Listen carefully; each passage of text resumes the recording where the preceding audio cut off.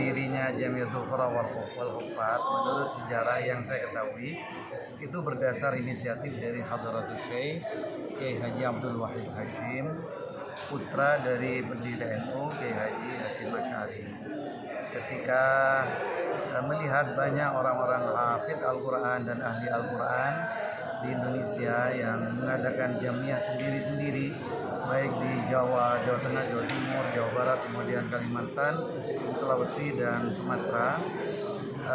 Hadratus Syekh Abdul Wahid Hashim ketika masih menjadi Menteri Agama pada saat itu punya inisiatif bagaimana kalau orang-orang Al-Quran itu dikumpulkan jadi satu dalam sebuah wadah.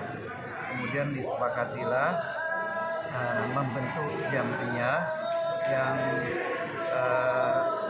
kemudian bernama Jamiatul Qura wal Hufat. Nah, ini dibentuk beberapa tokoh-tokoh jamaah Al-Quran, kemudian disepakati untuk menyusun kepengurusan pada saat itu. Alhamdulillah kemudian terbentuk Jamiatul Qura wal Hufat. Di Tebuireng sendiri, Hadratus Syekh Haji Abdul Wahid Haji Hasyim Asy'ari, beliau orang yang punya concern dan kecintaan terhadap orang yang hafal Al-Quran. Beliau mengadakan khataman Al-Quran di dalam tarawih setiap tahun. 1 bulan itu khatam. Dan diantaranya santri beliau yang senior itu Hadratus Syekh Haji Yusuf Mashhar asal Tuban. Beliau hafid Al-Quran dan mengajinya juga kepada Hadratus Syekh. Kemudian beliau yang menangani pendidikan santri-santri Al-Quran diantaranya di Tebuireng selain kiai-kiai yang lain. Kemudian tahun 1971 didirikanlah Pondok Pesantren Madrasatul Quran oleh Hadratus Syekh Kiai Haji Yusuf Mashhar. Itu setelah beliau diambil mantu oleh Hadratus Syekh Hasyim Asy'ari, dapat cucunya yang bernama Nyai Haja Ruqayyah pada saat itu.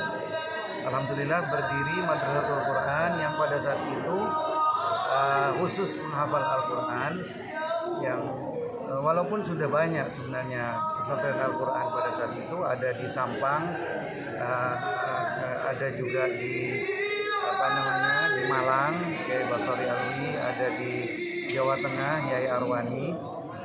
Tapi kemudian yang spesifik bacaannya yang lahjahnya Arabi, yang menghafal Al-Quran, yang masyhur pada saat itu di Tebuireng. Sehingga beberapa pondok pesantren besar seperti Situbondo, Sembagus datang ke Madrasatul Quran Tebuireng untuk juga mengadakan unit tahfidz Al-Quran, meminta ke pondok Tebuireng, ke pondok Madrasatul Quran di Tebuireng untuk mendirikan unit tahfidz Al-Quran.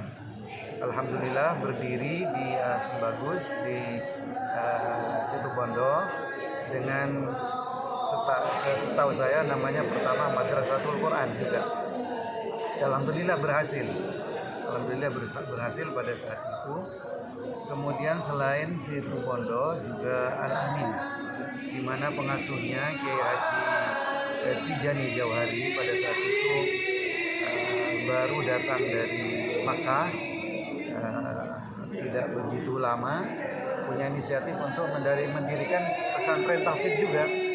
Kemudian mengutus Kiai Haji Fauzi Rasul dan Kiai Haji Ainul Haq untuk datang ke Tebuireng. Kebetulan saya yang menemui beliau berdua untuk mendirikan unit tahfidz. Alhamdulillah di Al-Amin juga didirikan unit tahfidz yang sebelumnya mungkin sudah ada pembinaan, tapi baru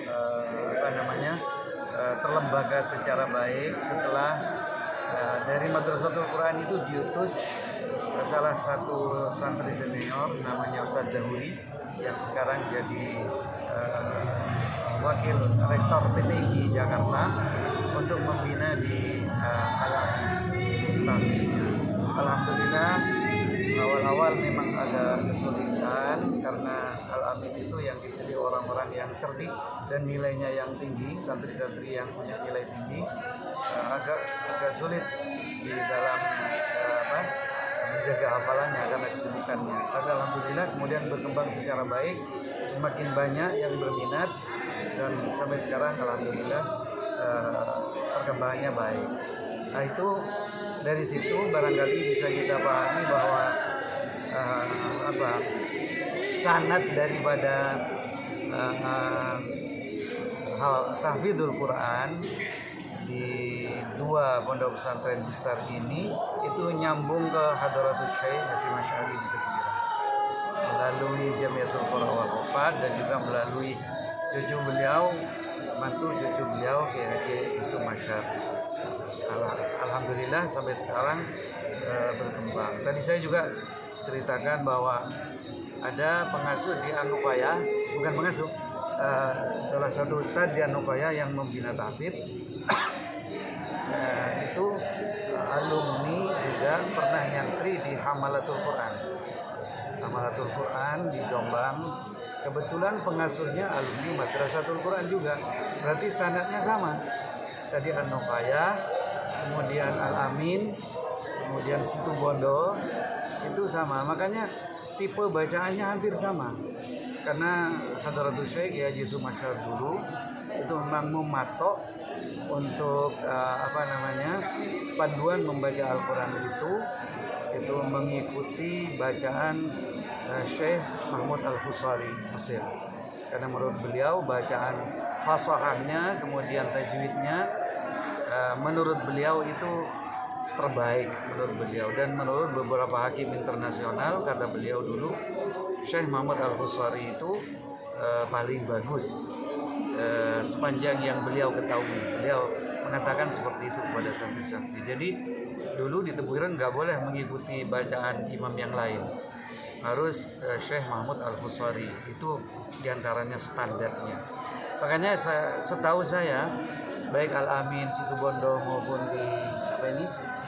di Anupaya itu langgam bacaannya, iramanya hampir sama dengan di Tebuiran karena standarnya memang Hadratus Syekh Mahmud Al-Husari seperti itu. Kemudian tentu ada perkembangan mengikuti imam-imam yang lain. Itu ada karena memang ustadz sekarang di pondok pesantren besar ini ada yang dapat ijazah langsung dari gurunya yang langsung dari Makkah seperti Ustaz Zaini Abdullah Zaini, itu beliau dapat ijazah langsung dari Makkah dan juga mengajar di Al-Amin.